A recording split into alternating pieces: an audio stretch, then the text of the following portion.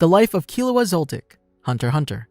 Killua Zoldyck is the third child of Silva and Kikyo Zoldyck and the heir of the Zoldyck family, until he runs away from home and becomes a rookie hunter. He's the best friend of Gon Freecss and is currently traveling with Alluka Zoldyck. Welcome to the Amagi. In today's video, we're going over the life of Killua Zoldyck. Before we begin, we publish a new video every day, so be sure to subscribe to our channel and ring the bell to get notified about our latest videos. Background: Killua was born as the middle child of a family of known assassins, the Zoldicks. Showing great promise from birth, Killua followed the traditional Zoldyck training, which was imparted to him by Silva and Illumi. He had already mastered many killing techniques at a tender age and was set to be one of the best assassins the family had ever produced. At the age of 3, he started training in tailing that routinely put his life at risk. At a young age, he fulfilled 3 of Alluka's requests, causing Nanika to take over. He asked her how to revert the change, and it explained its powers to him. He decided to keep it a secret from their parents, who were however informed by Mitsuba after she witnessed one episode. Silva and Kikyo questioned him about it, and he relayed what Nanika told him,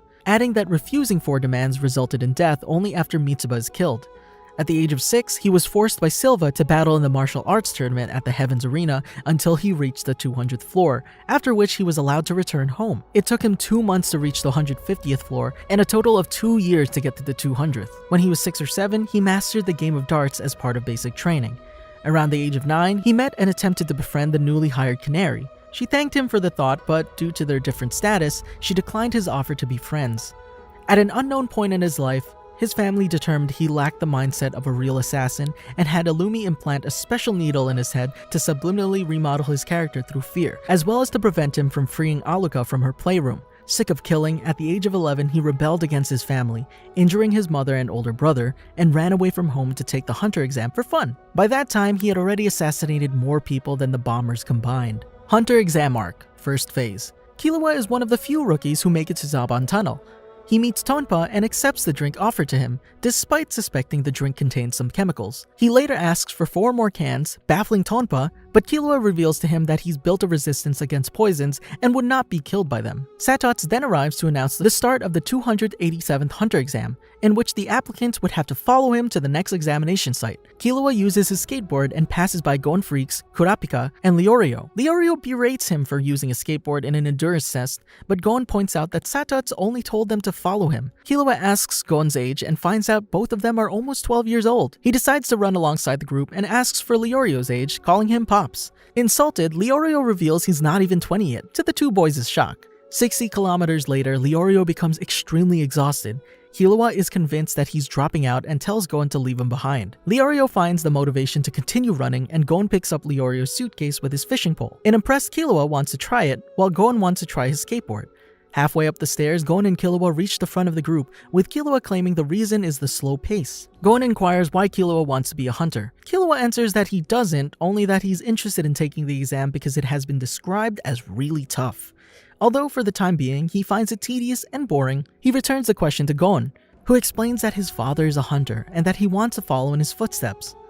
Laughing, Killua comments he's weird for not knowing how he is. Moments later, the applicants emerge in the wetlands. After the failed attempt of 2 man-faced apes to trick them, Satots leads the applicants across the Milzy wetlands and warns them not to fall to numerous wild animals living in the swamp. Killua invites Gon to get in the front of the group, as he thinks it would get them away from Hisoka Moro, who would use the fog as cover to kill someone.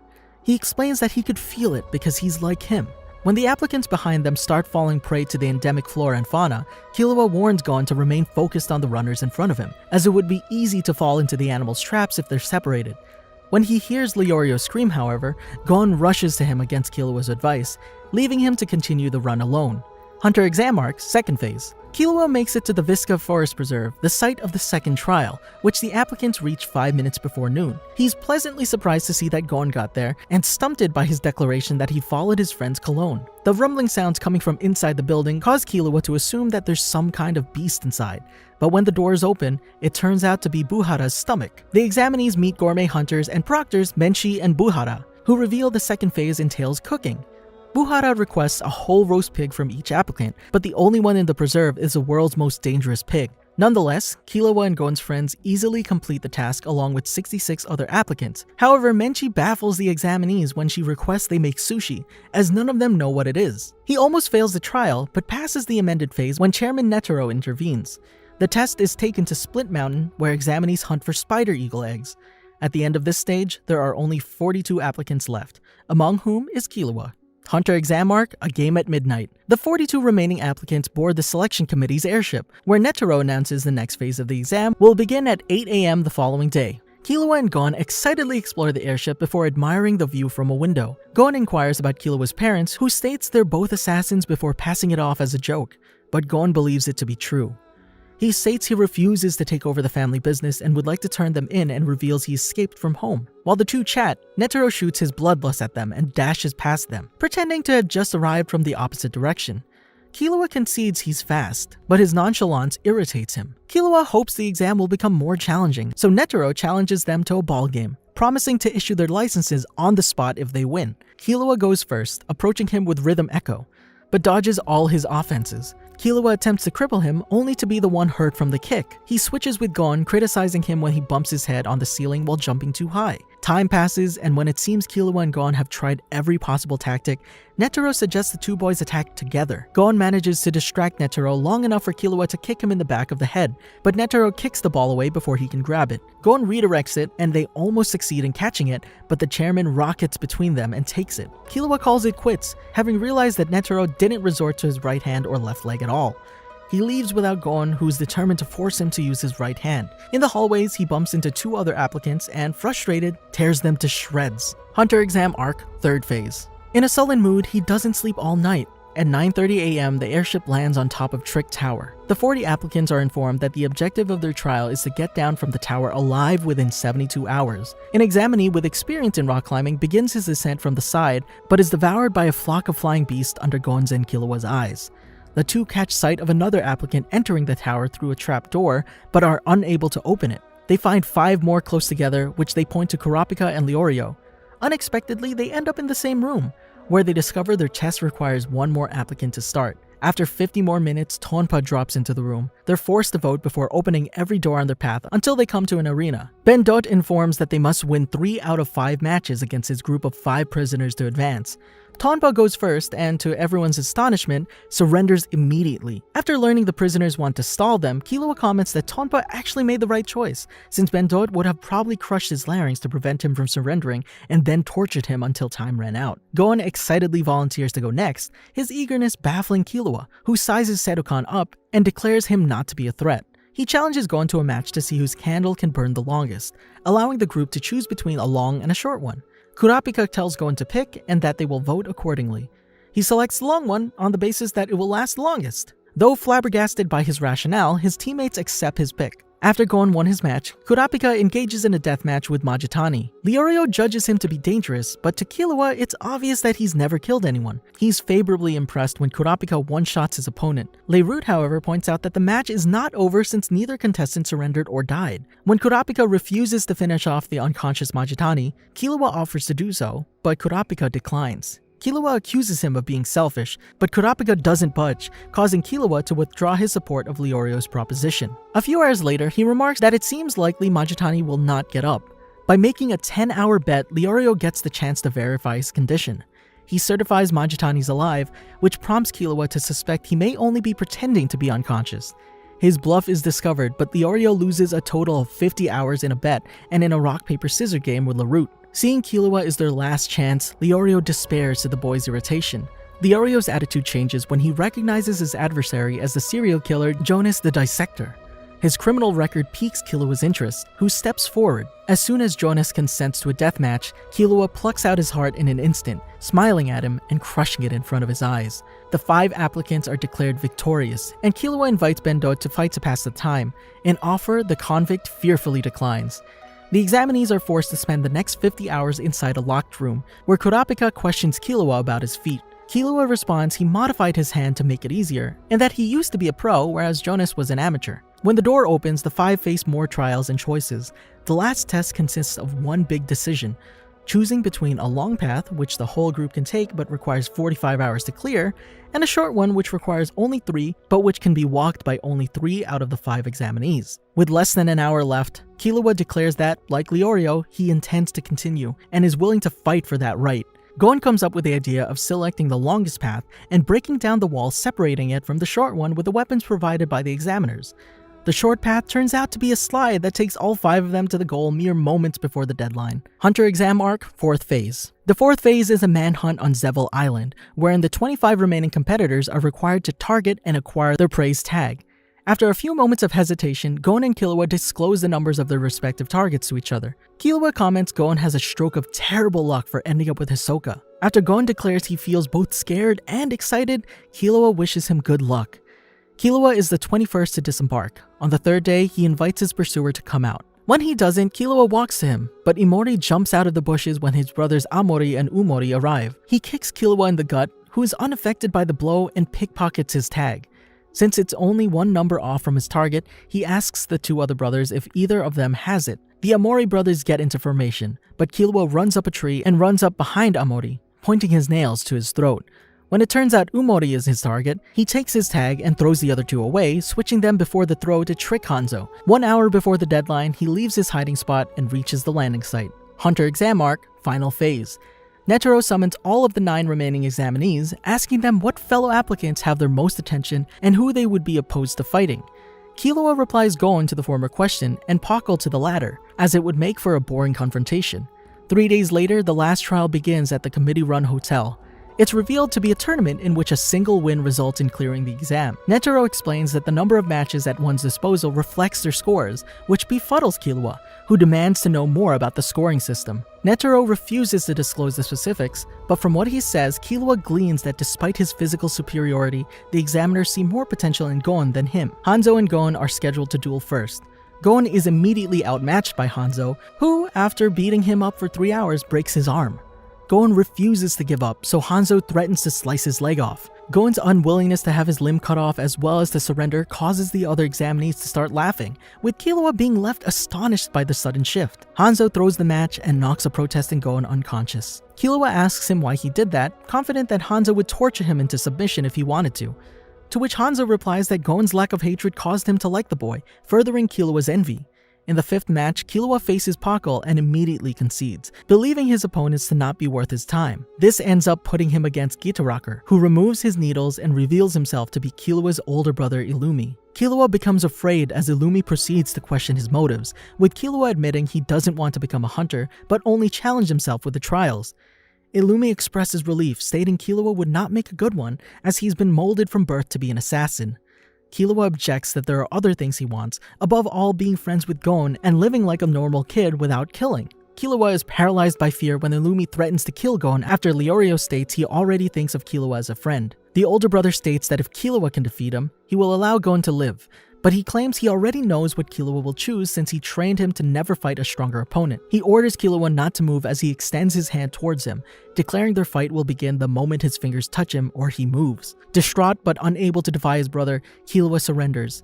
Illumi then declares he did not seriously intend to harm Gon and that he was just testing Killua, which allowed him to ascertain he is not fit for making friends. He tells Killua to go back home and the boy becomes unresponsive to what Leorio and Kurapika tell him. The following match is intended to be Leorio versus Bodoro, but Killua impales Bodoro from behind, thereby failing the hunter exam for his murder. Killua leaves the hotel and heads home to Kukuru Mountain. Zoldyck Family Arc. When he arrives in front of the testing gate, he opens it up to the 3rd door, weighing 16 tons. He lets himself be tortured by his brother Miluki for 3 weeks until he tells him Gon, Kurapika, and Leorio are awaiting him at the butler's quarters and threatens to have them kill the 3. Killua snaps one of his handcuffs and threatens Miluki back. Zeno arrives and tells Killua that he's free to go and that his father would like to speak with him. Killua is initially intimidated by Silva, but slowly opens up. He then asks his son about the hunter exam, the people he met, how he felt, and more. Killua recounts his adventures, after which Silva inquires if he would like to see his friends. Killua hesitates, but after Silva acknowledges that he's his own person and not a mere extension of him, Killua responds affirmatively. Silva has him promise that he will never betray his friends and lets him go. Kikyo attempts to stop him, but his glare causes her to desist. He reunites with Gon, Kurapika, and Leorio at the butler's quarters, where he laughs at Gon's beaten-up appearance. He orders Goto not to follow him and leaves the Zoldyck estate behind. He confirms Kurapika has guessed the butler's coin trick correctly and criticizes Gon for requesting a tourist visa instead of relying on his hunter license, who states he will not use it until he punches Hisoka in the face, although he doesn't know where he is. Kurapika reveals to the 3 what Hisoka told him during the hunter exam.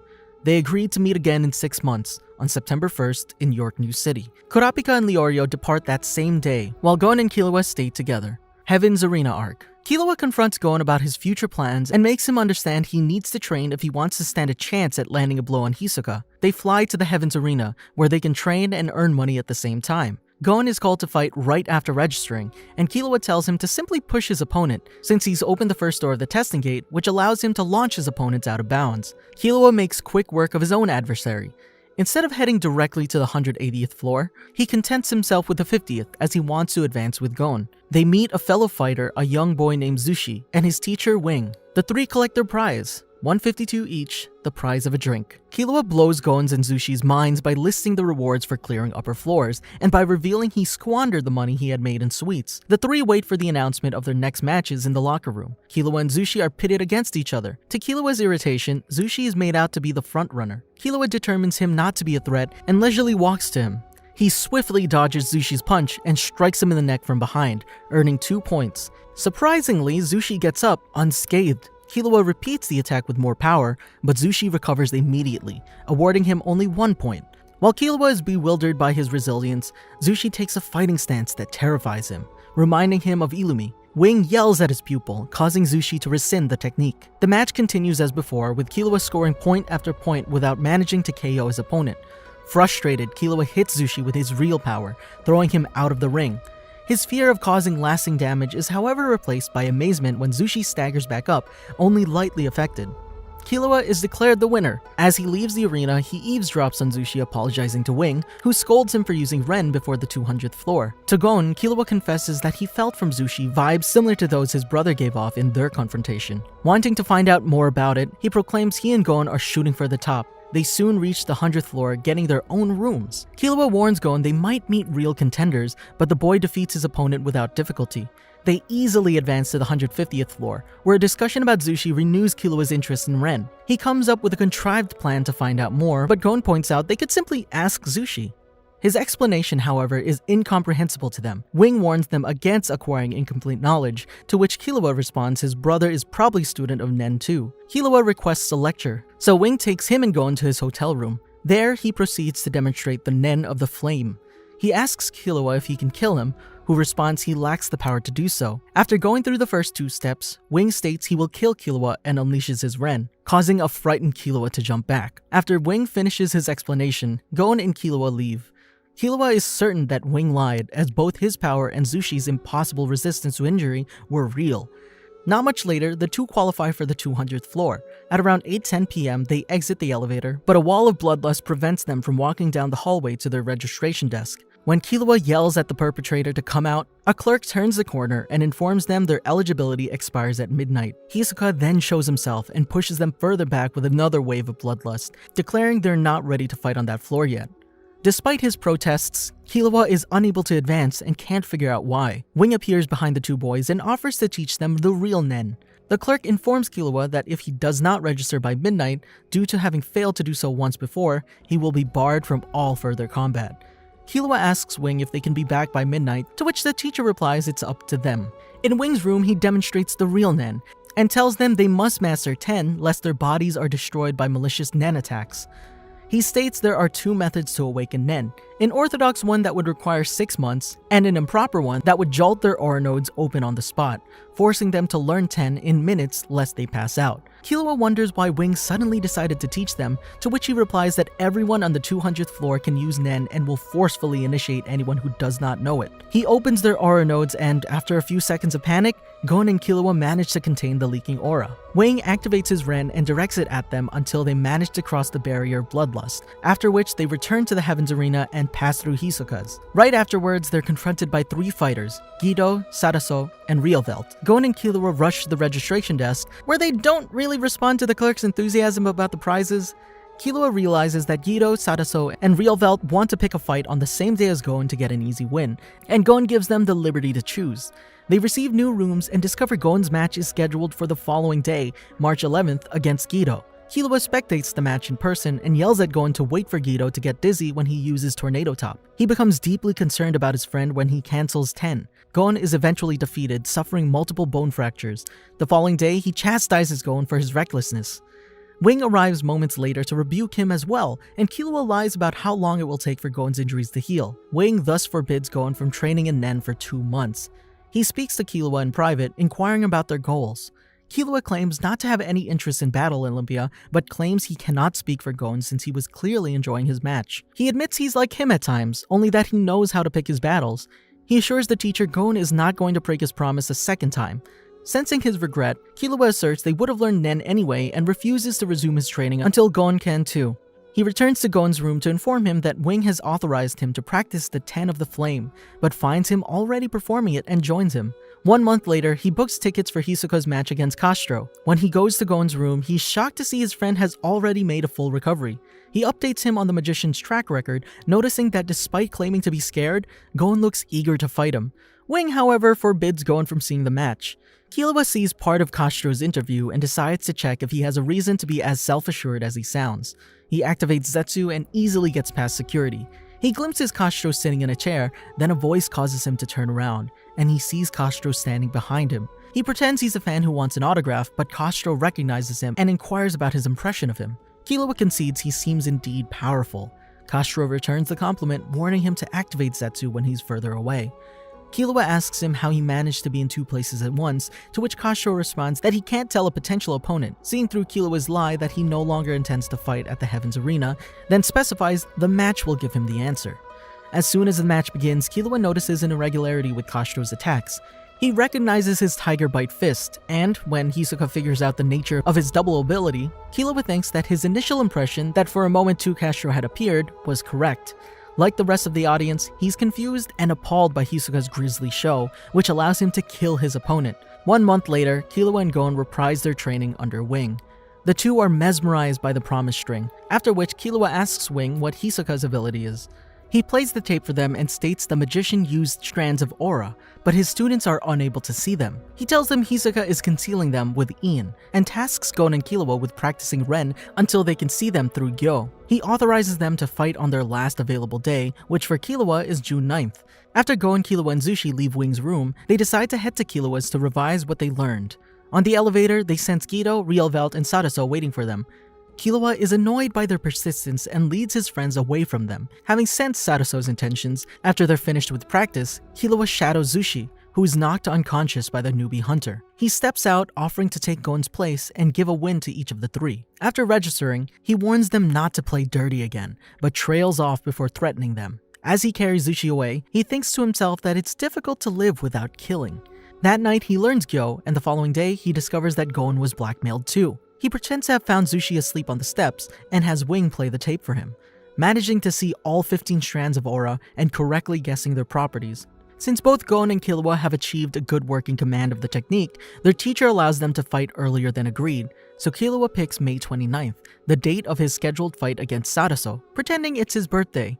Later, he and Gon discuss the treachery of their 3 opponents, and Killua asserts they will never do anything of that sort again. On the day of his match, 10 minutes before the start, he appears in Sadaso's dressing room and threatens to kill him if he ever shows up before him or Gon again. Killua is thus declared winner by withdrawal. After Sadaso, who has left the Heavens Arena for good, informs Guido and Rielvelt, the latter speculates Killua did not come to them because he doesn't know their abilities. Killua makes his presence manifest, maintaining that he simply knew he could warn them at any time.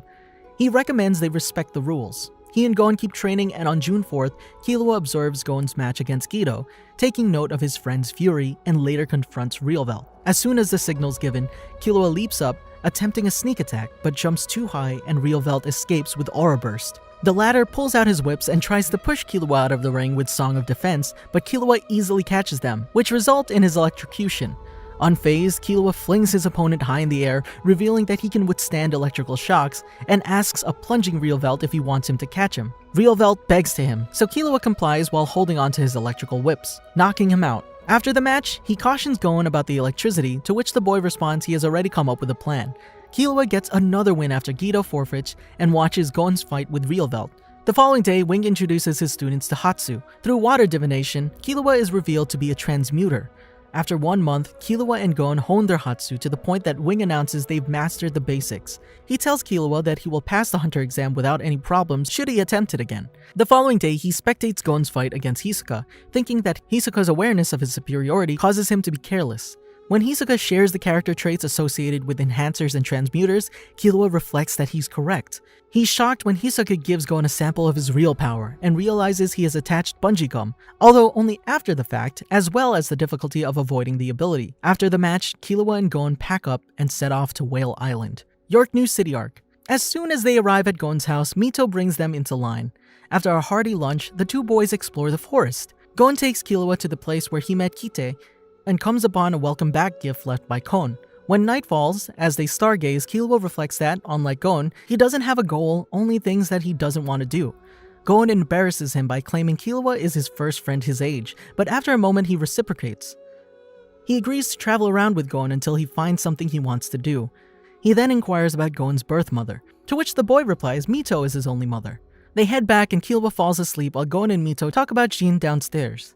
In the morning, he tries unsuccessfully to twist the iron box left by Jin open. He suggests Gon try using Nen, and the metal casing breaks, revealing an inscription like the one on Wing's promise string on its components. Gon opens up the next box with his hunter's license. They find 3 items inside: a cassette tape, a ring, and a memory card. Before they listen to the tape, Killua recommends setting the stereo to record. The recorded voice turns out to be Jin's, who challenges Gon to find him. He stops the tape before learning anything about his biological mother. After that, the tape begins rewinding itself and the stereo records over it.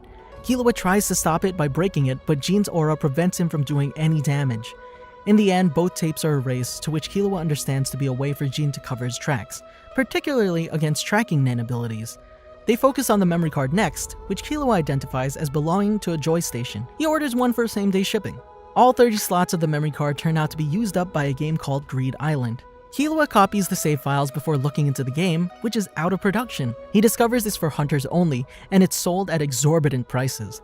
When they can't find any used copies, and after posting an ad only receiving a series of scam offers, Killua phones Miluki for information on the game, trading him for a copy of the memory card. Miluki advises him to look it up on the hunter's website and tells him copies of the game will be auctioned off at the Southern Peace auction. He prevents Gon from using his hunter license on his home computer. When they receive the Hunter website's URL, they log in from an internet cafe. After paying a fee, they learn that Greed Island was created by Nen users, that players are transported into it, and that 7 copies will be auctioned off in Yorknew City. They try to find valuable loot to sell so they can participate in the auction until their differences of opinion turn their money-raising attempts into a competition. Killua manages to raise $286 million before a gamble leaves him penniless, causing him to lose the competition. As they roam a market, Killua talks Gon into buying himself a phone. They're assisted by Leorio, who brings down the price of a better model. In their hotel room, they discuss how to proceed regarding the Southern Peace auction. Killua observes that something that can be bought is not a real treasure, which Leorio and Gon oppose. Leorio comes up with the idea of creating a conditional auction based on arm wrestling, where contenders pay a fee to challenge Gon and win a diamond. Killua has misgivings about the method due to the low profit. He notices that Gon struggles for real against a young woman. By the following day, the number of challengers has already decreased as rumors began to spread. Leorio, however, isn't worried, as that was his plan all along.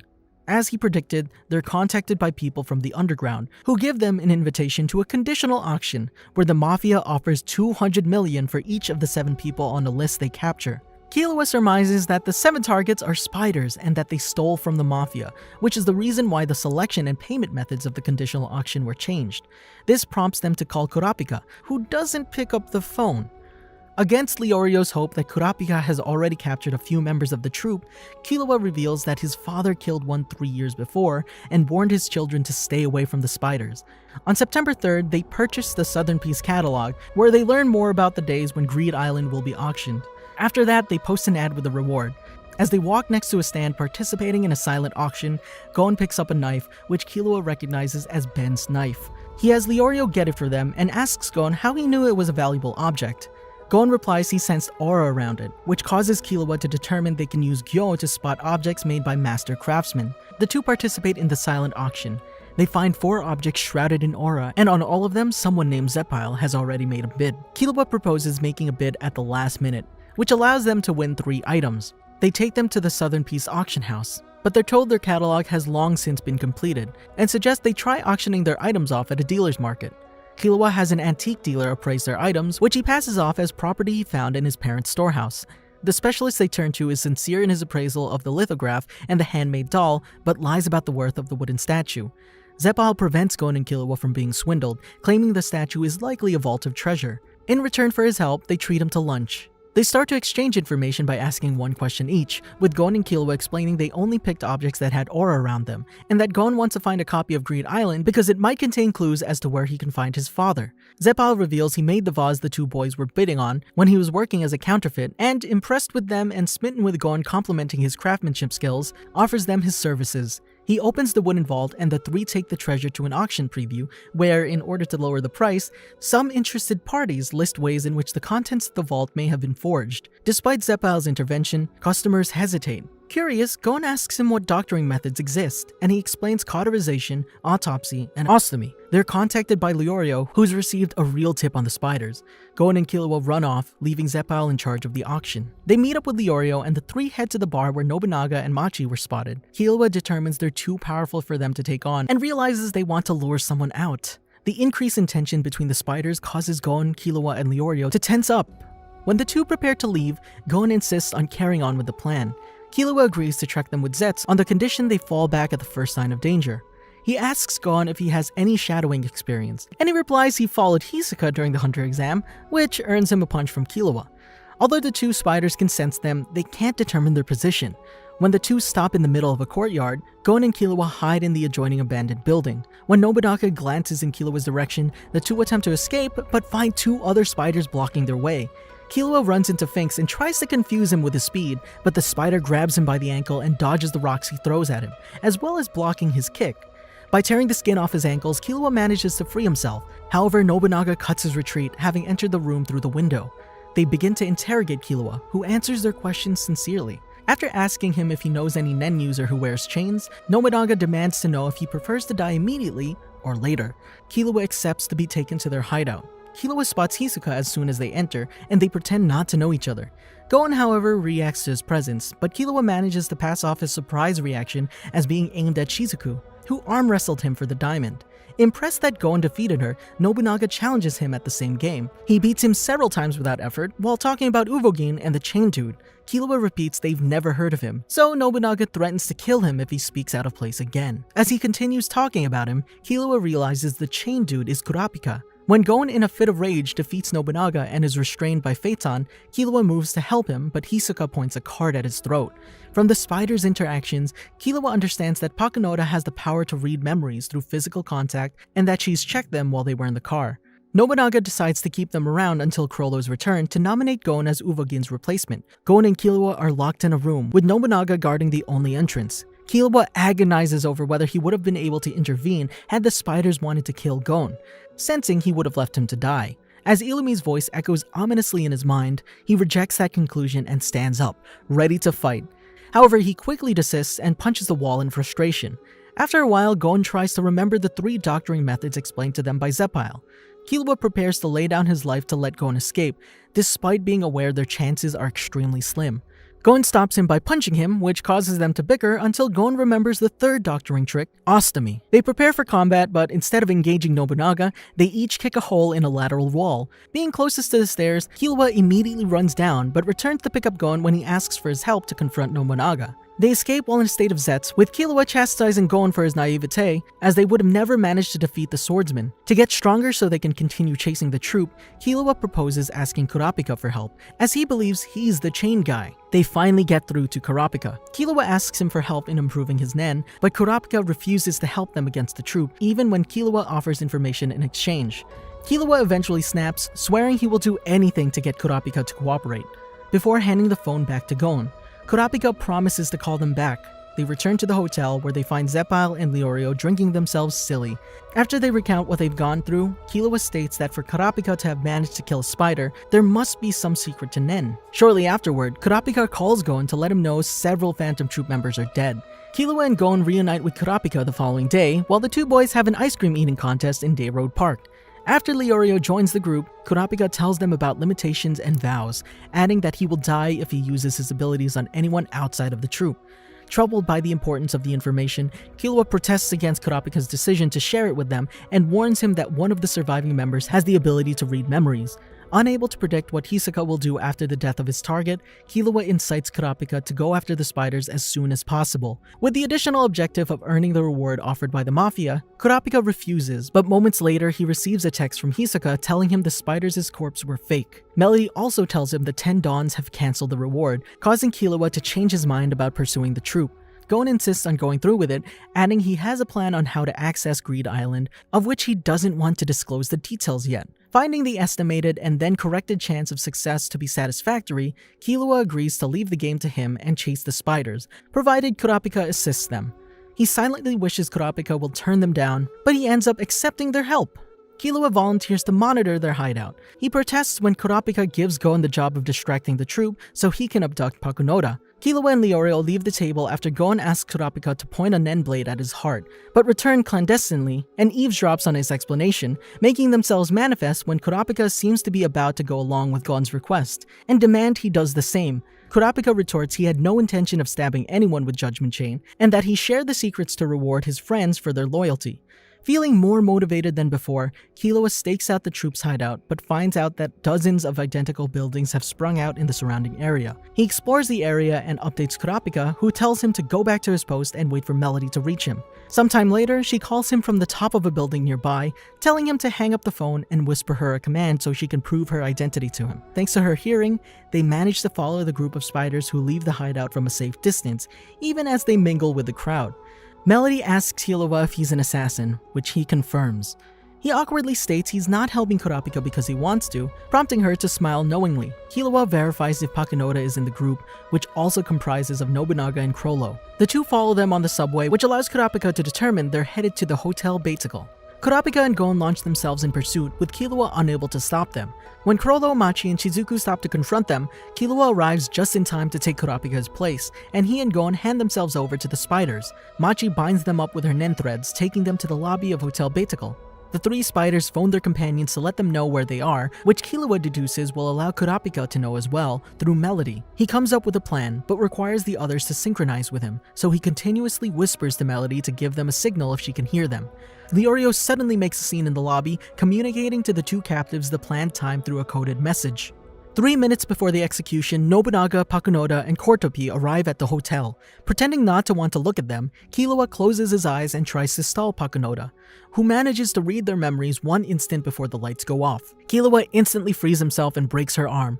He tries to set Gon free by killing Machi, but she blocks his claws with her chest muscles and restrains him.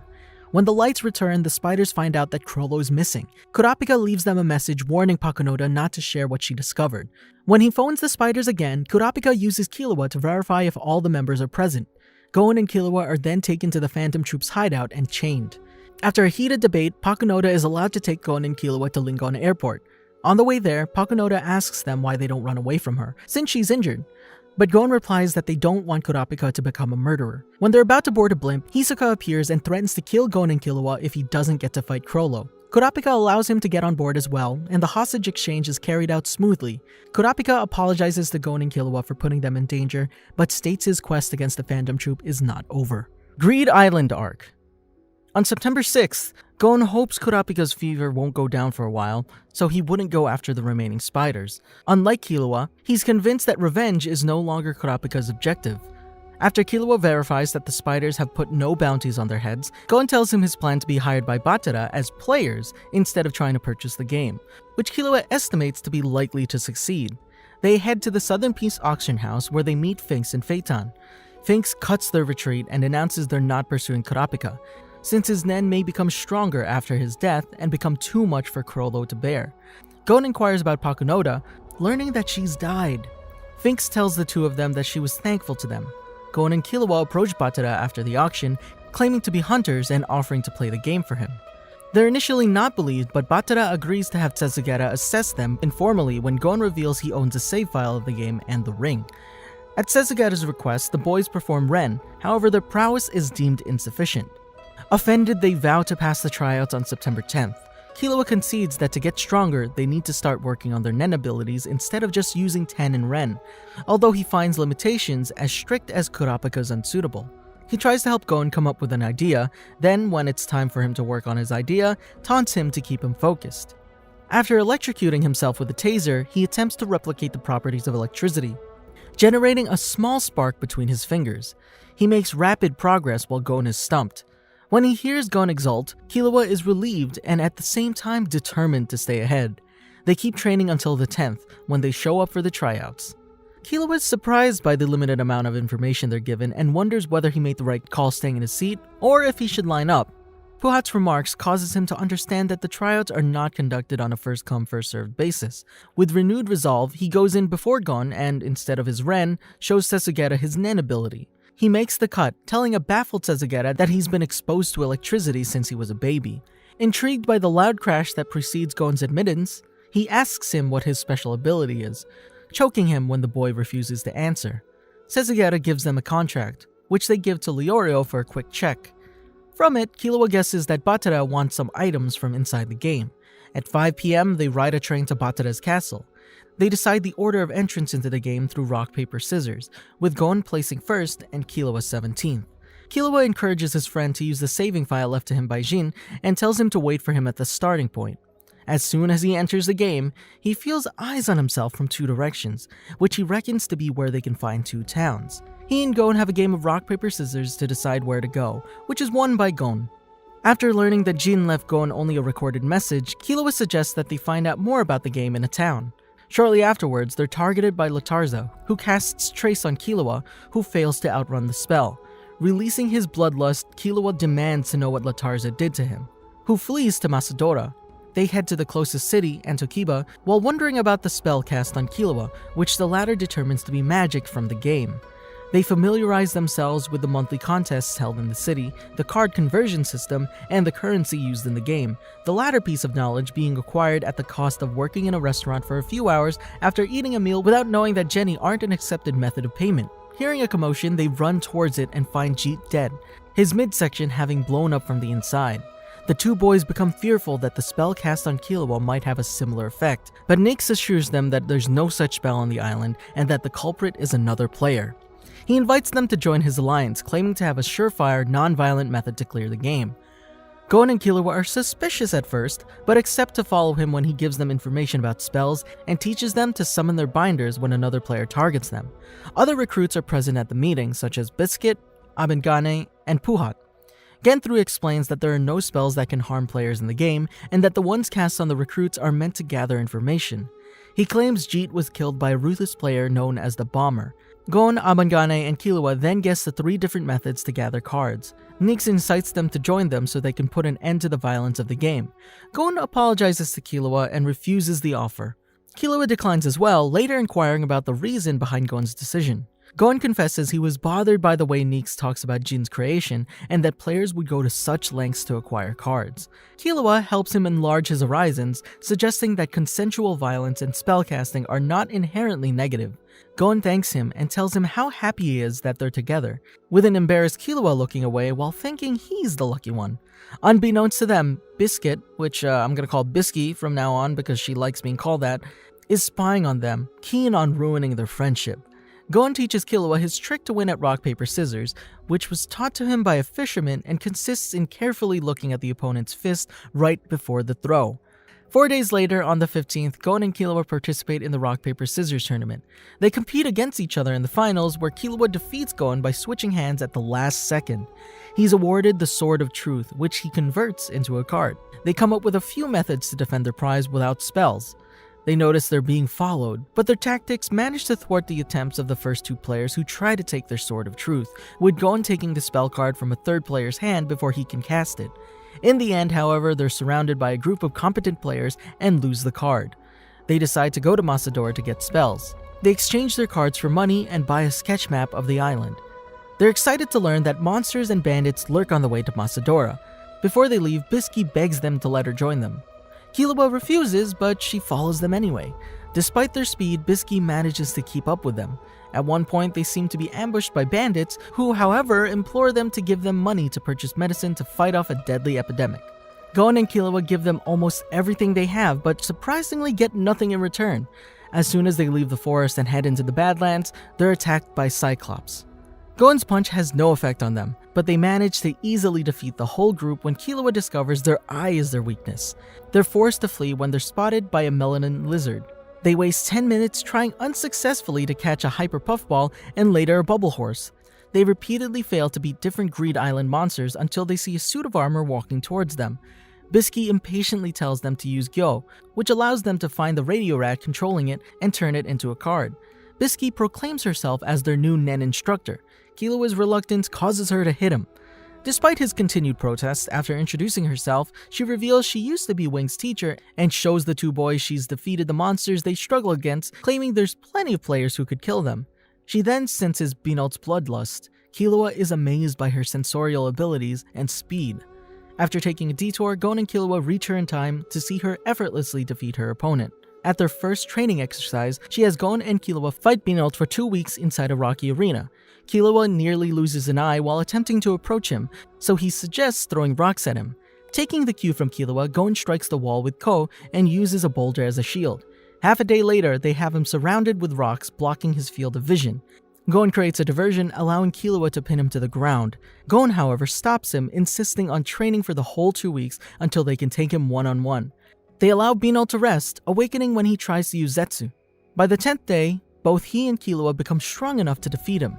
He acknowledges it, but Gon thanks him for his help. As he hoped, Binold promises to leave the island and turn himself in. Grinding the progress of the game to a screeching halt, Bisky focuses on training the two boys physically and in Nen. She starts by having them run to Masadora in 3 hours and back in 2.5, both trips leaving Gon winded. Instead of buying spells, she acquires 2 shovels and a wheelbarrow, ordering her students to dig their way to Masadora. The training is exhausting, and to top it off, Bisky has them sleep while keeping part of their brain vigilant, which, luckily for Killua, he learned as part of his assassin training. After a couple of days, Gon comes up with the idea of enfolding the shovel with his aura, discovering Shu. This allows them to progress much more rapidly, but also to tire out more quickly. They steadily improve and finally make it to Masadora, only to return to the Badlands once again. Bisky has them face off against all the monsters in the region, with Killua catching the bubble horse 2 weeks before Gon. Bisky then introduces them to Ko and the best technique to defend against it, Ken. She nudges Gon with her Ko-covered fist, knocking him back and causing him to bleed, leading them to realize the power of the technique. She tries again, this time waiting for Gon to exhaust his aura, which, to Killua's marvel, occurs in about 2 minutes. After 1 month of Shu and Ken training, she teaches them Ryu, the instantaneous redistribution of aura through Gyo for combat purposes, and has them hone it by sparring together. They start off slowly, but become capable of performing Ryu at combat speed in only 2 weeks. She thus introduces them to training by Nen type. They begin with an enhancement exercise in which both show remarkable skill, especially Killua. He and Bisky watch Gon smash a boulder with rock. After Gon communicates his decision to base his Nen abilities on rock, paper, scissors, Killua showcases his own ability. When they discover it's almost New Year's Eve, Gon reminds Killua of the approaching deadline for the Hunter exam. They head to Masadora to learn about how to leave the island, and after defeating a wolf pack and the harbor master, Killua leaves the island. Gon recommends him to ask the Kiriko to take him to the exam site. After using the transport ticket card, Killua is taken to a room similar to the game's entrance, but he can tell Elena is different from Eita, assuming them to be NPCs. He selects Dole Harbor as his destination and is transported there. To his surprise, he doesn't feel any different outside of the game. He completes his registration, learning the exam will be held in Biscaf Moro, and after taking a shower, heads to where the Kiriko live. He reaches them by night and fills them in on his adventures with Gon. He stays at their place for a few days before they transport him to Biscaf Moro. He then follows the Kiriko's directions and arrives at the exam site, where he fails to recognize the Amori brothers and others who took the previous Hunter exam with him. The examiner of the first phase demands all 1,489 applicants battle for 2 hours and bring him 5 badges. As soon as he closes the door, Killua proceeds to knock out all the examinees, including Zepile. After an hour and a half, he brings all their badges to the stunned proctor. He phones Netero, who declares Killua the only applicant to have passed the 288th Hunter exam without other trials. Killua then contacts his brother Miluki to acquire 2 specially made yo-yos, after which he returns to Greed Island. He declines Eita's offer to explain the rules to him again, and looks at the cards Gon and Bisky obtained during his absence. To get practice with spells, he has Gon cast Contact. He looks at the list of players Gon has met and is horrified to find a Crollo Lucifer among them. When they bring Bisky into the loop, she tells them about exorcism. Killua briefly leaves the game to inform Kurapika, who however is confident the person they met is not Chrollo. When he returns, Bisky has Gon demonstrate the prototypes of his Nen abilities. The three finally start playing the game for real. After Gon uses Rock to obtain 3 King White Stag Beetles, Killua suggests monopolizing the card, but they're unable to convert anymore. Killua explores the mansion where the Gold Dust Girl is held prisoner, after which he tells Gon and Bisky where they can find her and defeats the guard. They acquire 1 Gold Dust Girl each and 1 Paladin's necklace from the monthly tournament in Antokiba, which they duplicate before converting it so Gon can wear it. On the way to Dorias, they collect Witch's Love Potion, Risky Dice, and Memory Helmet. Kazul, who took Sword of Truth from them, contacts them for a trade. They exchange 1 Witch's Love Potion for 1 Book of VIP passes. Killua wins a Rainbow Diamond and a fledgling gambler with the help of the Risky Dice, until Bisky is forced to knock him out to halt his budding gambling addiction. By facing all manners of trials over the course of 1 month, they gather 50 specific slot cards in total, among which are Fledgling CEO, Doyen's Growth Pills, and Staff of Judgment. Gon's surprised they've managed to convert so many rare items into cards, which leads Killua to conclude there aren't many competitive teams. Gon's words inspired Killua into getting into the business of trading leave cards to weak players in return for rare cards, raising their total number to 57 and later to 61, 51 without duplicates. They resolve to keep looking for cards on their own, while also trading players they encounter for them and information. Gon wonders if the Paladin's necklace can cancel the curse on the villagers they donated their belongings to. Killua recommends trying. Their past charity causes the villagers to trust them, and the necklace heals them. In return, the villagers give them a Wild Luck Alexandrite. Kazul contacts them again, offering to form an alliance since Genthru is close to completing the game. Killua repeatedly butts heads with Asta, but eventually they're accepted into the alliance and begin to exchange information. By sharing Genthru's ability, they obtain 2 rare cards. Seeing that multiple members have already fulfilled Countdown's conditions, Killua plans to extort more cards from them, but Gon tells them how to cancel the ability for free. His willingness to cooperate also earns them a lot of crucial information. The alliance decides to monopolize one of the 4 cards Genthru's team lacks, and settle on number 2, which no player has yet, which they discover to be in Sofrabi. Killua expects that finding an NPC with information on the cards might even take weeks, but they find several who know about it, although they offer no useful details. Kazul eventually finds an NPC who's willing to point them to Plot of Beach if they drive Razor and his 14 devils out of the town. Godainu comments that the condition to trigger the event is cruel, which perplexes Killua. The Alliance members head to the bar where they find 4 pirates. When they ask them to leave, Bobobo challenges them to push him out of a flaming ring. Zeho volunteers, but from his Ren, Killua can tell he's too weak. Realizing that Gon wants to use his special move, Killua stops him and competes in his stead. He pours liquor on Bobobo's face and sets it ablaze with an electric spark, winning the match when his opponent rolls out of the ring. The Alliance members are taken to the lighthouse-turned-gym where Razor and the other pirates each challenge an opponent to a sport. Bobobo swears to take revenge on Killua. The first discipline is boxing, and the pirate in charge of it defeats Montreux with only Gon, Killua, and Bisky comprehending how he did it. Realizing their allies are too weak to be of use, Killua recommends the 3 of them throw their matches while gathering as much information on contests as possible. The alliance eventually loses and disbands, surmising the bombers won't be able to form the necessary group of 15 to win the card. Gon, Killua, Bisky, and Godainu, however, decide to try again after finding more powerful allies, with Killua finally understanding what Godainu meant by cruel. The 4 brainstorm to find potential teammates on their contracts, with Gon considering Binot, who however is either dead or has left the game. He then proposes finding out who Chrollo is, since an alliance would not make sense if it were simply a spider seeking to clear the game, which they determine not to be the case. Despite Killua's objections, Gon insists on finding out who it is. They teleport to him and find out Chrollo is Hisoka, who tells them he's looking for Chrollo inside the game. Bisky invites him to join their alliance to defeat Razor, while discreetly informing the others he's lying. He takes them to Ai, his constant leering disquieting Gon and Killua. Killua begins to feel uneasy, but is unable to pinpoint the source of his suspicions. Hisoka's declaration that he's bored triggers an epiphany, and Killua becomes certain that he's already made contact with the spiders and that there's an exorcist on Greed Island.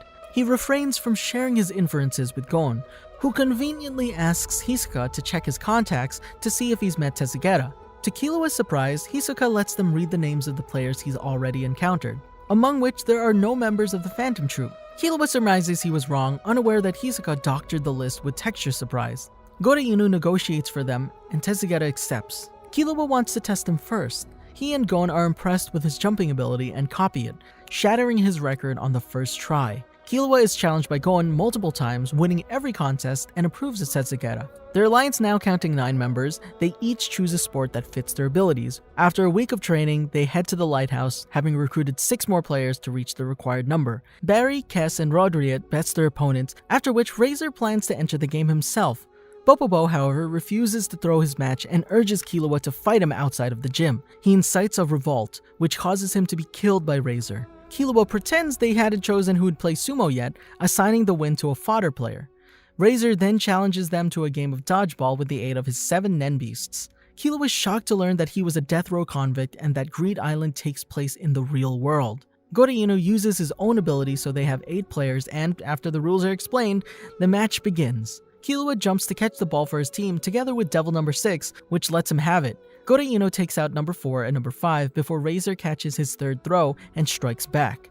Gon and Killua manage to follow his lightning-fast passages and warn Setsugeta, who reacts to the throw in time, to survive, although he's forced to leave the court. Catching the ball, Killua is unsettled by the momentum it retained even after bouncing off Setsugeta on the floor. He reflects on how to keep the ball even after throwing and, following Gon's suggestion, gives it to Hisoka, who tethers it to his hand with bungee gum. After Hisoka eliminates number 3, Killua asks the referee for clarifications regarding the back freebie, determining they must take Razor out last. However, they lose the ball when number 6 and number 7 merge into number 13. Bracing for Razor's throw, Killua, Gon, and Bisky activate Ken. Gon is blasted off the court by the throw, but mostly unscathed. Killua realizes he won't budge from his decision to call back. He and Goreino repeatedly pass the ball to each other to allow Gon to get first aid until Goreino throws it at Razor to redeem himself. Razor is, however, saved by his devils and knocks Goreino out, also dispelling Black Goreino. Killua avoids his next throw, which curves towards his 2 remaining. In the aftermath, Bisky's forced to leave the curve and Hisoka breaks 2 fingers, although he manages to secure the ball. Killua realizes that if he had dodged left instead of right, he would have died. When Gon re-enters play, Killua points out that they won't get hurt if they're hit by anyone but Razor, but Gon declares that it won't be a true victory if they don't catch the Game Master's throw. Killua argues with him, only to be won over when Gon reminds him that he would be dead if he had dodged to the other side. To get back at Razor, he has Killua hold the ball for him while he charges Rock. Killua's hands are mangled by the first 2 throws, which allows their team to take out number 13, as well as to force Razor to use up his freebie. Setsugeta divines the state he's in and offers to take his place. Killua refuses and claims he's fine, but Bisky forces him to pull his hand out of his pocket, exposing the grievous injuries he suffered. Killua requests that Gon let him continue, and his friend reveals he's aware of Killua's injuries, but adjoins Killua is the only one who can hold the ball for him. The latter reminds Gon that before he can do so again, they must get the ball back from Razor. Gon comes up with a formation in which Killua serves as both cushion and brakes, redistributing his aura with impeccable precision. The 3 manage to block Razor's spike, then Killua holds up the ball for Gon, promising that if he holds back, he'll hear it from him. Gon fires the most powerful throw yet, which Razor bumps back at him, only for Hisoka to redirect it once again. With bungee gum, he sticks the ball to Razor's arm, pushing him out of bounds. After their victory, Bisky tends to Killua's hands and chastises him, while Killua glances at Gon as he and Razor talk about Jin. The NPC who started the quest takes the team to the top of the lighthouse and, at dawn, transforms into plot of beach. Goreino Setsugeta gladly let Gon's team take the original. Hisoka's parting words to them lead Killua to realize that he was indeed hiding something and that he lied to them about not knowing about spell cards. Bisky pacifies him by saying that certain people lie without reason. Right as Setsugeta and Goreino propose forming an alliance to defeat the bombers, Genthru contacts the Jackpot Hunter. Believing him to be the original plot of Beach, he threatens to kill him if he doesn't hand over the card within an hour. Setsugeta volunteers to ward off the bombers off for up to 1 week, a deadline by which Killua doubts they can come up with a proper strategy, and for 3 in return for Wild Alexandrite. The deal's accepted, and Killua is put in charge of planning. The 3 relocate to the Badlands, where Killua watches Gon train and inquires about Bisky's ability, fighting with her over its usefulness. 10 days later, Killua notes that Gon's made no progress in emission training, and begins to wonder if the trade they made with Setsugeta was unwise since his team would be 2 cards away from completion after they give them the card. Bisky suggests taking Genthru's card, but Killua knows Gon would not agree to it. He examines the boulder dug by Bisky, declaring it to be big enough for his plan. After 5 more days, he and Bisky tell Gon to stop his emission training since he's made no progress. They convert the boulder into a card and share their strategy with Gon, for which they have him hone his sense of timing. To their surprise, Sezageta holds out for 5 more days after the deadline. Even by that time, however, Killua's hands haven't healed. The three are contacted by Inu, who tells them that the Jackpot Hunters team is not coming back and that he's in possession of all their real cards. He warns them the bombers are flying towards Masadora to restock on transport spells, after which they'll probably come for them. Soon after, the bombers transport to Gon's team, who pretend to be taken by surprise. They refuse to hand over their cards and flee to make the bombers use up their movement spells until they manage to lead them in a desired location. The three split up, with Sub targeting Killua. He engages Sub in close quarters combat, gauging their respective advantages, and proceeds to test his abilities and equipment. He uses Rhythm Echo to get close to Sub and shock him with Lightning Palm, which only stuns the bomber for a few moments. Killua thus pulls out one of his yo-yos. After a few swings, he allows himself to be disarmed by Sub, who falls for his fake out and is hit by Killua's second yo-yo. After revealing that all his moves have been traps, Killua knocks Sub out. He restrains him and meets up with Bisky. They're contacted by Gon after he defeats Genthru, but can't understand what the boy is saying due to his crushed throat. When Genthru comes to, they have him get his binder out by stating they'd already planned to use Angel's Breath on every one of them. Bisky heals Gon and Bada, but when it's Killua's turn, she finds herself unable to clone the card. Killua deduces it's because Inu's vouchers have transformed into Angel's Breath. The hunter reaches them but is unwilling to use Angel's Breath on the bombers. Killua inquires whether he would use it on him, and when Inu replies he would do so for free, Killua reveals he killed more people than the bombers.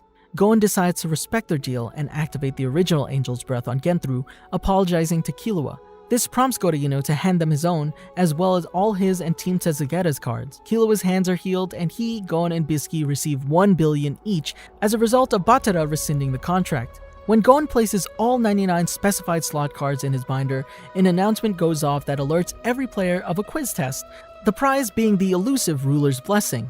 Killua reckons it to be the measure that penalizes players who stole most of the cards, and that, since the bombers are out of commission and Tezageta's team has left the game, they stand a good chance to win the card.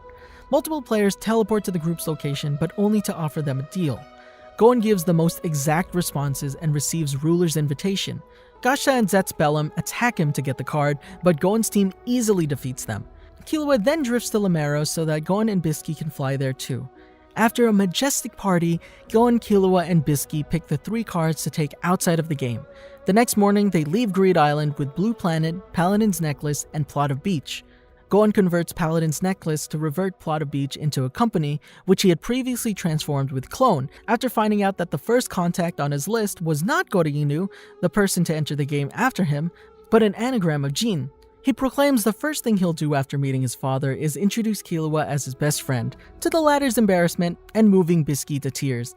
They greet her before casting a company, which takes Gon and Killua to Kite in Kakin. Chimera Ant Arc. Kite explains to Gon he's been on Greed Island on Jin's request, and that Gon's use of a company instead of magnetic force caused him to meet Kite and not Jin, who wanted to make sure Gon and him would be alone if they were to meet. They have dinner together around a campfire. The next day, Kite introduces Gon and Killua to his group of fellow researchers.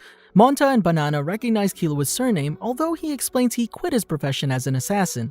Alongside Kite's team, Gon and Killua work as biological researchers for 1 month, finding a great number of new species thanks to their affinity with nature. When they turn in the results to Wong, they're told about a giant insect limb.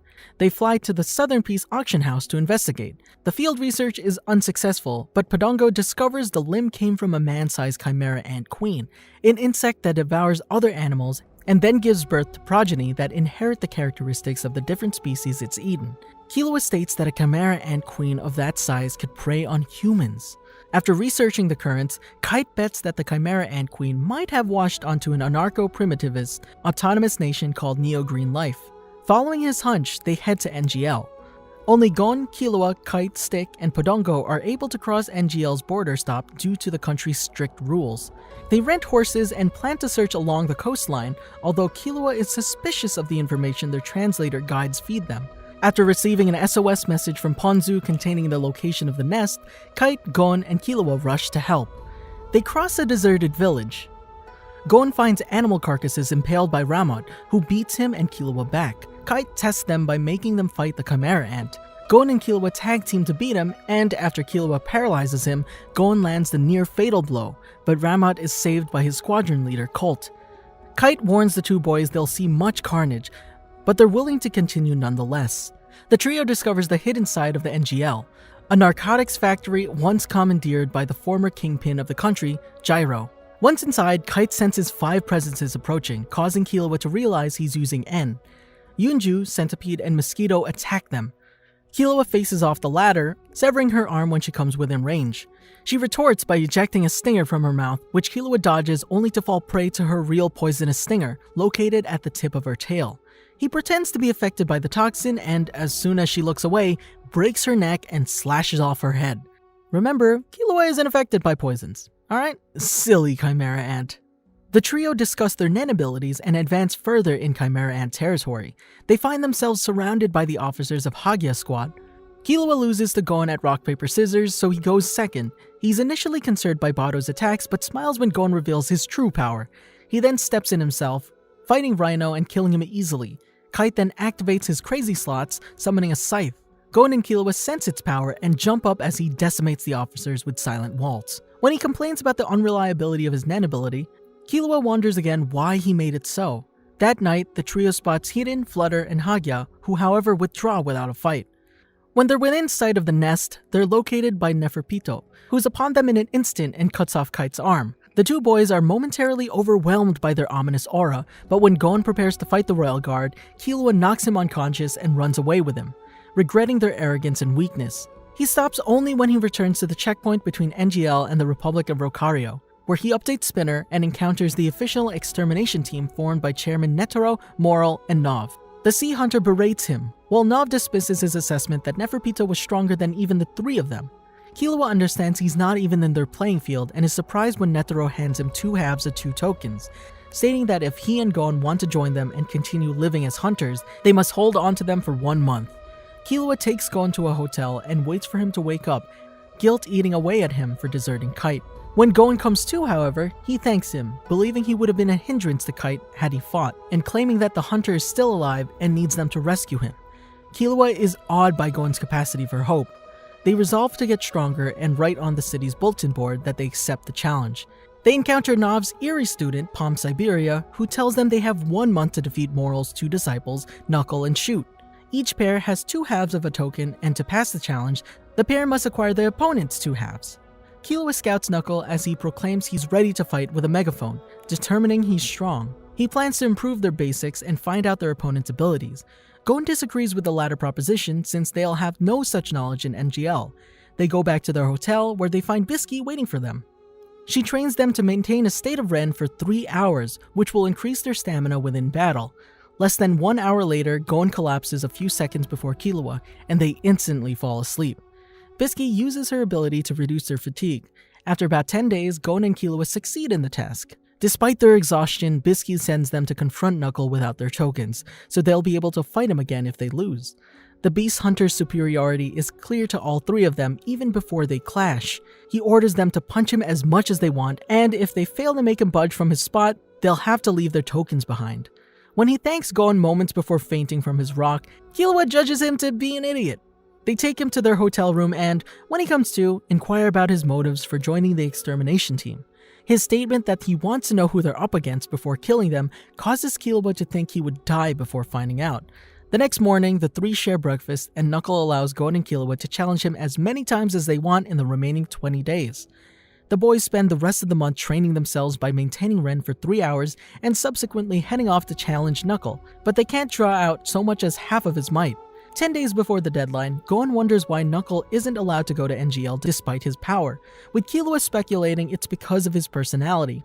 Palm realizes they're not progressing fast enough and recommends they run away so her anger won't be as terrible, but Gon promises they'll win and manages to calm her down. 2 nights before the deadline, Bisky allows Gon and Killua to challenge Knuckle after resting. Gon takes Knuckle on by himself while Killua watches from the sidelines.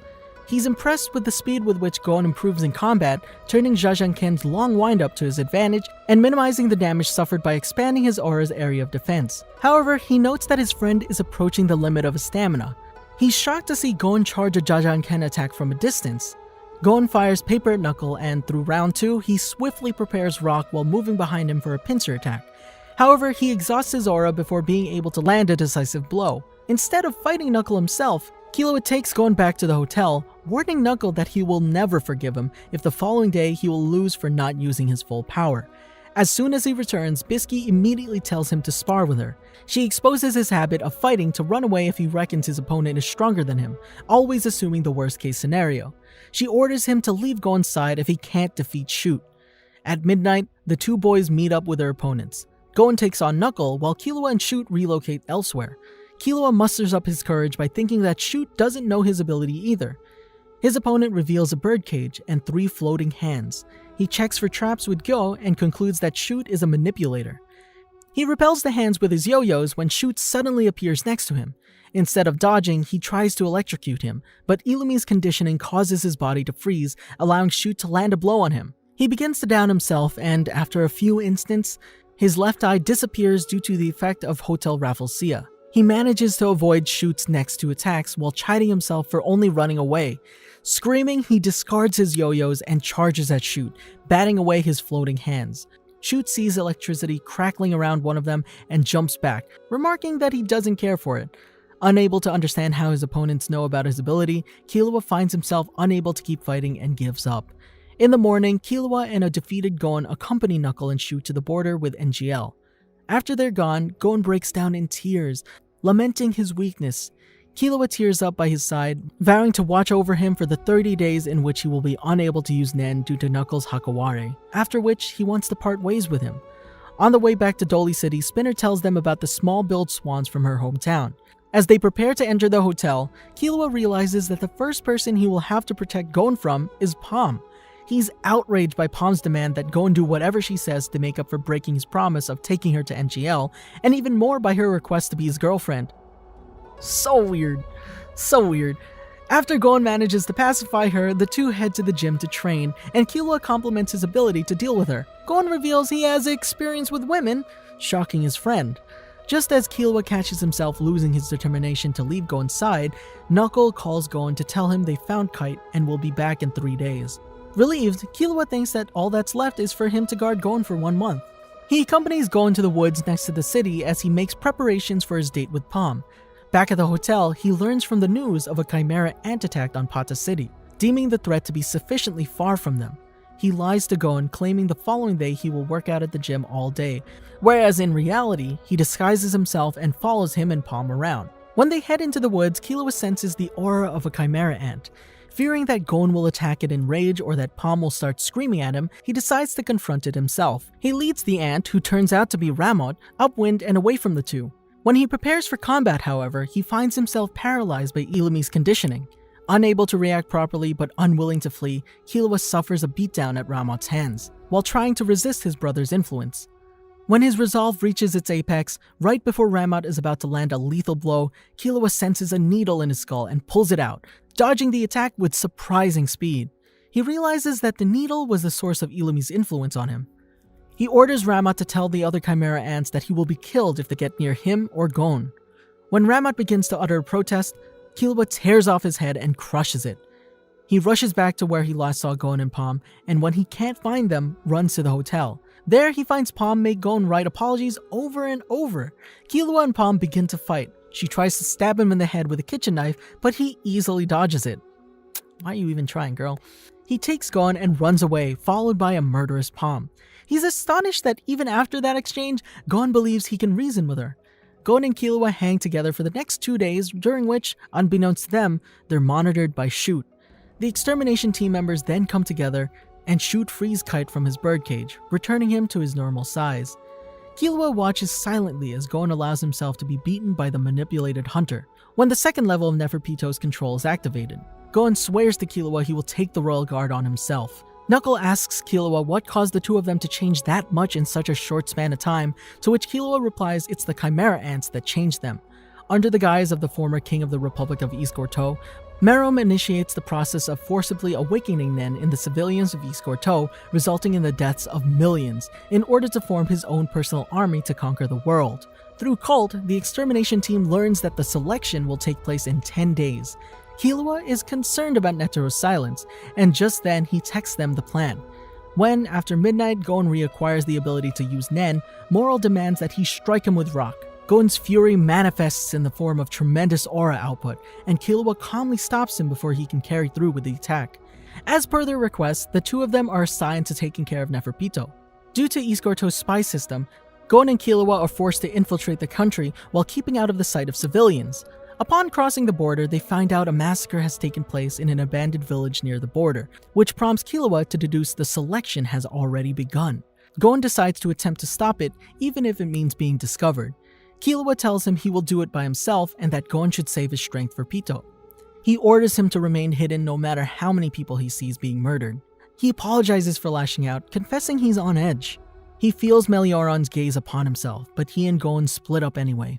Killua proceeds to take out Pito's puppets and warn the people of Escorto that Ming Zoldyck has fallen. To make his moves unpredictable, he continues inciting riots while moving to the southeast until an ominous feeling makes him change direction. Because of his actions, the ants put the country under martial law, but Killua is undeterred. Ming's reappearance on television forces Killua to abandon his plan to incite riots and limit himself to taking out Pito's puppets. After dispatching a platoon in Luanton, he heads north where he runs into an ambush prepared by Leol. He dives into the nearby jungle to lure in Flutter, who's flying too high for him to reach, but is attacked by the unit captained by a bombardier dung beetle Chimera Ant. He manages to kill most of his underlings, but the captain blasts him off with explosive chemicals, which causes Killua to realize Flutter is still observing him. Suddenly, he's shot with several fleas secreting an anticoagulant. With Ken, he manages to figure out the location of the sniper, whom he tails to the entrance of a cave. As soon as the man jumps in, Killua leaps after him and jams his finger into his head. Tentacles emerge from the man's body to restrain him, but he cuts them off and uses the suckers to adhere to the stalactites, preventing himself from falling into the ant-infested lake underneath. Ikalgo, the Chimera Ant captain who is controlling the man's body, attempts to escape, but Killua easily catches him and interrogates him about Flutter's ability, offering to spare him. Ikalgo attempts to commit suicide by letting himself fall in the lake underneath, but Killua, moved by his loyalty to his comrades, saves him with a yo-yo and flings him to safety. At that moment, a shark-like Chimera Ant jumps out of the water in an attempt to crush him, only to be swiftly torn to pieces by the boy. Without noticing, Remora manages to affix a pin to his clothes that was conjured by the Ortho siblings. Once ashore, Killua is stabbed by multiple fish darts that seem to come out of nowhere. As the Ortho siblings taunt him telepathically, Killua realizes their ability is connected to darts, which don't exist until the moment they pierce his skin, making them unavoidable. Killua gets severely injured from the darts as they pierce him through every part of his body and suffers from extreme blood loss as he counts down the points. When the final throw comes, which should pierce his forehead, Killua converts his aura into electricity to enhance his reactions and manages to block it. He then breaks off the tip and sticks it to his forehead with a suction cup. He fakes his death by lying still on the ground and waits for the siblings to come out, beheading them when they emerge from underwater. As he tries to leave the cave, he collapses from blood loss. On the verge of losing consciousness, he apologizes to Gon, but Ikalgo saves him by taking him to an underground clinic. He wakes up in the underground clinic 2 days later where the nurse annoys him to pay his expensive hospital bill. He phones home to pay the hospital bill and be discharged. He invites Ikalgo to join the extermination team, who's touched by Killua's actions as he considers an octopus like him as a friend, and decides to go with him. Killua and Ikalgo meet up with Gon, Knuckles, Shoot, and Melioran and revise their strategies for infiltration. Killua dismisses Gon's concern about Palm. Despite the plan being laid out on paper, he continues to feel anxious. 19 hours before the attack, he does a run-through with Gon and Ikalgo, during which he suggests working on measures to deal with any unforeseen contingencies, no matter how unlikely. To figure out why Pito deactivated their N, they phone Colt, who tells them the Royal Guard must have been healing someone. Their conclusion is that the king hurt himself, which they relay to Moral. At 6 p.m., the three slip into one of the batteries marching from Peijin to the Royal Palace, and from there into Nov's dimension. As the extermination team members prepare themselves for the attack, Killua glances at Gon, vowing to make sure that no one will interfere with his battle thanks to his new ability, Godspeed. 5.5 hours later, the extermination team leaves the room to move into one closer to the palace. They all convene to charge in from the exit connected to the central stairway. 7 minutes before midnight, Killua begins to argue with Ikalgo again about unexpected scenarios, one of which leads the group to consider the possibility that Palm has become the king's concubine. Although he tells Gon to focus only on his battle, he can't assuage his unease and brings up the topic of the king's self-inflicted injury again, Moral's conclusion leaves him unconvinced, but with the raid starting in a minute, he's forced to brush his misgivings aside. 6 seconds before go time, he senses Gon's cold single-mindedness. At midnight sharp, Killua is the 5th to storm the palace, appearing next to the stairway and Mentha through Yuppie. As Killua anticipated, the royal guards have different positions than expected. The extermination team freezes momentarily when Zeno's dragon dive pierces the palace with the exception of Gon, who charges at Yuppie. Killua quickly deduces his friend is acting on a scenario in which Melioran and Knuckle were killed by Zeno's ability while undetectable. To the team's relief, they see the royal guard being pushed aside by an invisible force, signaling that their comrades survived. Gon and Killua attempt to rush past them on the stairs, but in an instant of hesitation caused by the reappearance of Pito's N, Yuppie destroys them. Surviving the strike unscathed, the two change direction and decide to leap from the 2nd to the 3rd floor from outside. They run past Ikalgo and Killua glimpses 2 soldier ants.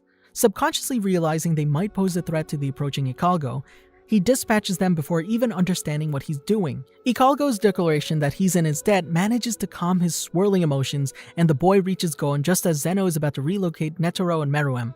Gon tells him where Pito is, and his words leave Killua wondering whether he was speaking only for himself or for the both of them. Fearing the answer, he doesn't ask. They jump to the roof of the 3rd floor where they encounter Zeno, who cryptically tells them to judge for himself what's going on inside. Killua follows Gon into the room where Pito crouches over Komugi, Dr. Blythe hovering above them. As Gon rages, Killua notes that Pito is not preparing for battle, which leads him to conclude that he's protecting and healing the girl, the contingency neither the extermination team nor Zeno was prepared for, and the reason the king injured himself. He's reticent to tell Gon, but Pito themselves states they're healing her. They offer to do anything if they let them finish, but before Killua can formulate his request, Gon cuts him off. Killua stops his friend when he's about to attack the royal guard. His cold remark hurts him, but he manages to talk him into restraining himself. Gon decides to wait for 1 hour, after which he will take Pito to restore Kite. He is pulled into Melioran's god accomplice, and the two move elsewhere so the former squadron leader can update them. Killua agrees to assist Knuckle against Yuppie. Exploiting Melioran's invisibility, he manages to paralyze Yuppie with Thunderbolt right when he's about to kill Knuckle, allowing the Beast Hunter to survive and strike his opponent several times before running away. He then appears in front of Yuppie and vents his frustration by beating him up with Whirlwind. When he runs out of electric aura, he backs away to recharge. Yuppie pursues him, but Killua escapes thanks to Melioran's ability. Killua finds a plug and starts recharging his electric supply. He states he'll go back to where Gon is once he's done and instructs Melioran to discuss what to do next with Knuckle. Once he's finished, he starts heading back but senses someone watching him. He discovers it's Palm, who's been mutated into a Chimera Ant. Reflecting that seeing her like that could lead Gon to a mental breakdown, he steps out of hiding to intercept her. Pondering that perhaps she came to him thanks to her clairvoyance and thus remembers him, he starts to believe she might still be the same. The two exchange a few words, but when Palm asks where Gon is, he becomes wary of her, ultimately calling her an enemy and preparing to fight her. She activates Black Widow and immediately smashes one of his yo-yos. Killua is forced on the defensive by her sheer power. As he defends himself, he asks Palm why she wants to meet Gon, stating that depending on her answer, he might tell her, as Gon's mind risks to shatter. Although at first he had no intention of letting the two meet, he ends up bursting in tears, lamenting his inability to help his friend. Palm manages to recover her senses and destroy Poof's clone, who is ordering her to kill Killua. She relieves his emotional pain, telling him it's thanks to his words she freed herself from the ant's control and that he's the only one who can really help Gon. Palm and Killua reunite with Ikalgo, announcing their intention to stay by Gon's side without interfering with him. Ikalgo accepts, and the three go find Melioran and Knuckle. Killua and Knuckle go to the room where Gon and Komugi are, and the boy entrusts them with Komugi until he and the royal guard return. After they leave, Knuckle inquires whether Killua would not like to go with him, to which the boy responds that Pito might take him hostage. Thanks to Palm's clairvoyance, the extermination team discovers that the king has survived his fight with Netero. Killua takes Komugi while Palm opens the underground hangar in an attempt to figure out if Poof's target is Komugi or Melioran. The Royal Guard's clone goes after Killua, who, however, dodges him with Godspeed. Poof splits up his clone in smaller segments, who promises Killua that the king will forgive him if he surrenders. Killua, of course, doesn't believe him and continues running further away from the palace until Komugi begins to struggle to get free. Killua barely manages to save both of them when the segments reunite again and attempts to kill the girl. He knocks her out and draws a circle around himself with his aura. When the clone attempts to cross it, Killua burns its cells with electricity. Shortly afterward, the segments fly back towards the palace. Minutes later, Palm finds Killua and tells him that Gon and Pito have reached Peijin. At his request, she explains her ability to him. He thanks her without telling her why, to her confusion. Suddenly, Palm is shocked to see that Pito is healing themselves while Gon is unresponsive. A segment of Poof informs them that Pito believes that Komugi has been rescued and offers to stop the royal guard from killing Gon if they give him Komugi. Without hesitation, Killua torches the segment and entrusts Komugi to Palm. Activating Speed of Lightning, he rushes to go inside. As he approaches the hideout, he feels an incredible aura. It takes him a few moments, but he recognizes that it's Gon in his adult form. As his friend stands next to a decapitated Pito, Killua is horrified, fathoming the price Gon will have to pay for that power-up. When Terpsichore manipulates the royal guard's corpse, Killua intervenes just in time to prevent Gon from being killed. Although his friend still loses his right arm, Gon tells Killua that he's not in pain, but happy for looking like Kite did before his death, saddening his friend. Despite his protests, Gon musters even more aura to deliver the final blow to the Chimera Ant. Palm later sees Killua carrying an unconscious Gon. Gon is taken to the hospital in Swardani City, where Moral and Shoot are also recovering. While his friend is in a deep coma and his condition deteriorates each passing minute, Killua sits outside of the room, looking at him through a window. He thinks back to how Gon cut him out during the raid and swears to make him apologize. Nov arrives and tells him he's preparing a team of doctors, to which Killua responds he will save Gon himself and leaves the hospital, making a phone call. 13th Hunter Chairman Election Arc. Killua returns home to seek help from his younger sibling Alluka, whose ability would save Gon from death. Silva is initially reticent to let him meet with her and tells him not to think of her as family, which ticks him off. He declares that letting his friend die is the same as betraying him, reminding his father of the promise they made. Silva takes him to the room where Alluka is confined, updating him on recent wishes and demanding that he repeat the rules to her power. Killua's temper flares, but he eventually complies and is allowed to meet with his sister. Alluka rejoices at seeing him, while Killua apologizes for going away. They begin to play, with Alluka making the request instead of her other half, and the source of her power is Nanika. After he fulfills 3 of her requests, Killua picks her up and, hiding her face from the camera, demands to leave. Silva's refusal confirms that his family is unaware of the special rules, one of which is that Nanika must be in contact with someone to heal them. Killua calls out Nanika and requests that if they're not able to leave the mountain together within 30 minutes, Nanika should kill their mother. Silva opens the gate and allows them to depart. He calls Knuckle, whose phone is snatched by Moral. He's updated on Gon's state, after which he confidently states he can heal Gon, but that he may need help to return to the hospital. The conversation is cut off by Goto, who warns Killua he mustn't divulge in family secrets and informing that his outing precaution level is already 4, forbidding him from speaking to outsiders without clearance. Goto is assigned to be his escort, to which he adds Canary so she can take delicate care of Alluka. Silva orders that Tsubone and Amane accompany him as well, leading Killua to realize the seriousness of his situation. Nanika makes a request of Tsubone, who, after giving it her pinky fingernail, goes into hiding, preventing it from asking favors of anyone else and thus potentially from healing Gon, although Killua can still issue a command. On their way to the hospital, Killua is called by Leorio. Goto answers the phone, which triggers a heated argument between the two. Killua offers to talk to him briefly to simplify the conversation, which Goto authorizes. Leorio deems the conditions set by Goto to be impossible, but Moral promises to take care of it, planning to build a hospital wing in the parking lot just for Gon where Killua can drive in and heal Gon without being seen. As he follows the 4th round of the election for the 13th Hunter Chairman, he's surprised to see Leorio punch Jin with his ability in front of the whole audience, and also by placing 3rd in the same round. His phone rings again, and when Goto picks it up, he greets Illumi, calling him by name, which allows Killua to see Amane tensing up. He thus realizes how each family member feels towards Alluka and determines that Illumi's agenda goes against his father's, meaning that he wants to kill their sister. He concludes there's an intra-family mission where each Zoldyck tries to accomplish their goal, provided they don't kill each other, and that Alluka, whom Silva defined as not being family, is instead a viable target for assassination. Killua announces he removed Illumi's needle and challenges him. Right then, a car and a truck driven by people controlled by Illumi push Killua's car off the mountainside, but all the occupants escape uninjured. Killua discovers his brother's position thanks to Hisoka purposefully triggering his bloodlust. He carries Alluka as the 3 butlers and he run into the thick of the forest to escape him. Killua is suspicious of Amane, who assures him that she and her grandmother Tsubone are not his enemies, and neither are his father and grandfather, who tasked the 2 of them with keeping him safe. Stopping in his tracks, Killua counters that as long as Alluka's safety is not one of their priorities too, they will remain his enemies. He activates Godspeed to run away with Alluka. When he's sufficiently far from them, he rescinds the ability. Alluka asks him if he's just a hindrance to him, and a cause of attrition between him and the rest of the family.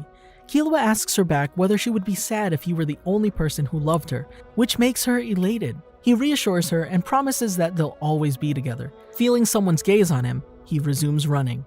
40 kilometers away from Parasta, Killua and Alluka come across a paved road. Killua reactivates Speed of Lightning. Minutes later, he sees Amane and Canary gaining on him from behind as they ride a transformed Tsubone. He leaps into the underlying woods, planning to reach Parasta's airport to contact Moral from aboard a blimp, but finds Amane and Canary awaiting him there. At Killua's suggestion, the two butlers set up 8 blimps. While Canary distracts Amane, he boards one with Alluka, from which he contacts Moral, giving him more details about his situation and Nanika's powers. Reckoning Illumi will use Needle People to counter his decoys, he proposes setting Teradine neutral, Bushidora Ambitious, and Lope Highland, the 3 representatives of the anti-Netero faction in the Hunter Association, against his brother due to him violating the 4th article of the Hunter bylaws.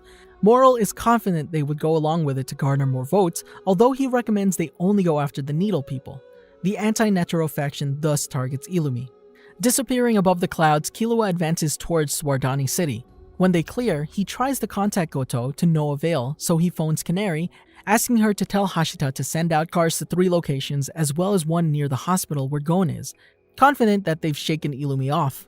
Killua and Alluka land where Hashita is waiting with a car. Killua tells Hashita to drive them to the hospital, but suddenly Needle People appear and surround their car.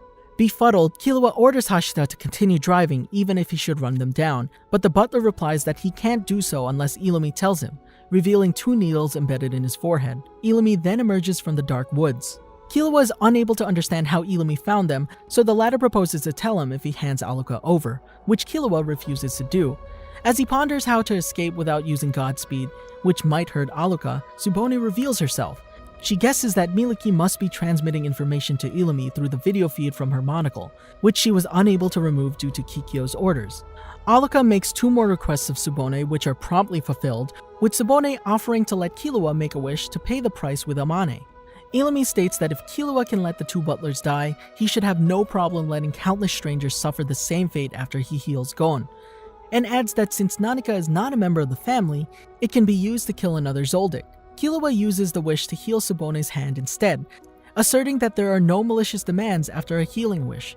He warns Illumi that if he keeps referring to Alluka as an object, he'll disown him as his brother. Satisfied, Illumi retreats, albeit still convinced that Killua is hiding some rules, since he supposedly made 2 wishes in a row. Killua thinks that if he told him the truth, the whole family would be happy to manipulate him again.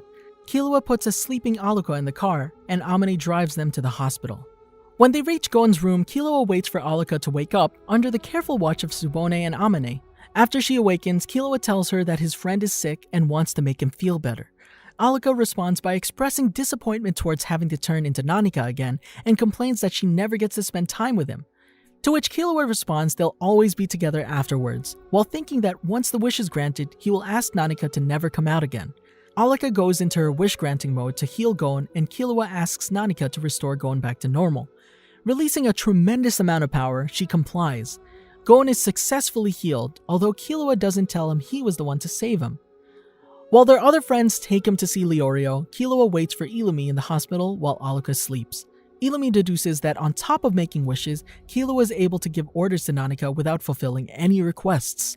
Declaring himself the person most capable to handle that power, Illumi lets him choose between keeping Alluka locked away forever or allowing him to manipulate the 2 of them.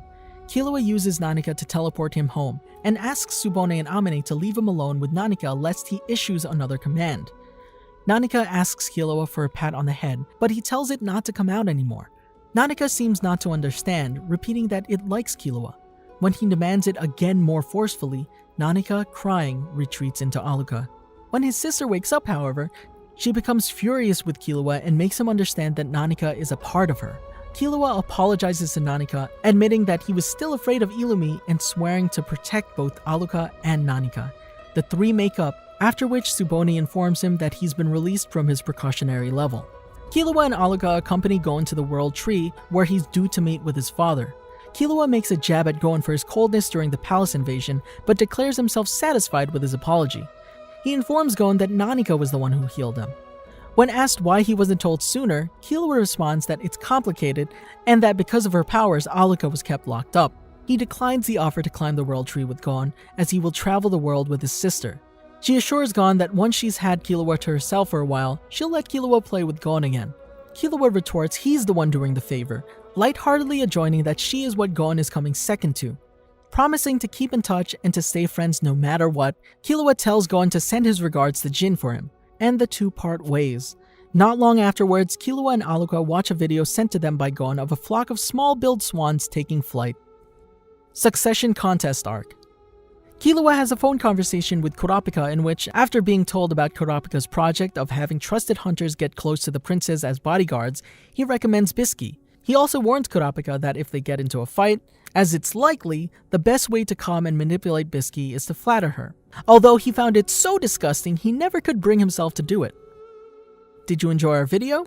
Be sure to check out these other great videos from the Amagi, and make sure to subscribe and ring the bell to be notified about our latest videos.